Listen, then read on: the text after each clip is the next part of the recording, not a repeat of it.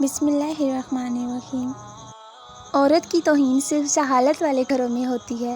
صالحین کے گھروں کی عورتیں ملکہ ہوتی ہیں۔ زندگی آنسو بھی دیتی ہے، مسکراہٹ بھی اور یادیں بھی۔ آنسو خشک ہو جاتے ہیں، مسکراہٹیں پھیکی پڑ جاتی ہیں، لیکن یادیں ہمیشہ تر و تازہ رہتی ہیں۔ جس گھر کو مضبوط بنانے میں انسان اپنی ساری عمر لگا دیتا ہے، آخر میں کمزور ہو کر اسی گھر کے کسی کونے میں پڑا رہتا ہے۔ اس کائنات میں صرف رب کی دکان ایسی ہے جہاں کچھ لینے کے لیے جیب میں نیکی کے سکے نہ بھی ہوں تو چند آنسو ہاتھوں پر رکھ کر پیش کر دے۔ دکان کا مالک آپ کی سوچ سے بھی زیادہ عطا کرے گا۔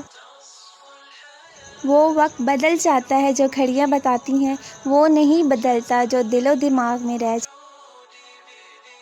اے انسان، تمہیں ڈھلتا سورج، ہوا کے جھونکے، پتوں کا جھڑنا اداس کر دیتا ہے۔ تمہیں یہ بات کون سمجھائے کہ یہ دنیا ہے، جنت نہیں۔ جب 5 وقت کی نماز بھی رب سے گفتگو کرنے کے لیے کم پڑ جائے تو سمجھ جاؤ کہ آپ کو اللہ سے محبت ہو گئی ہے اور اس نے آپ کو اپنے قریب کر لیا ہے۔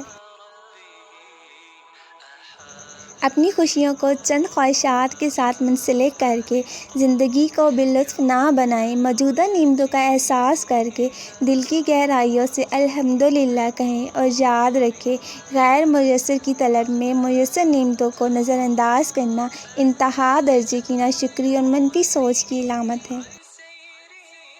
چلیے پھر سکون کی وادی میں چلتے ہیں، رب کے ہو جاتے ہیں، رب کی مان کے چلتے ہیں، رب کی سنتے ہیں، رب کو سناتے ہیں۔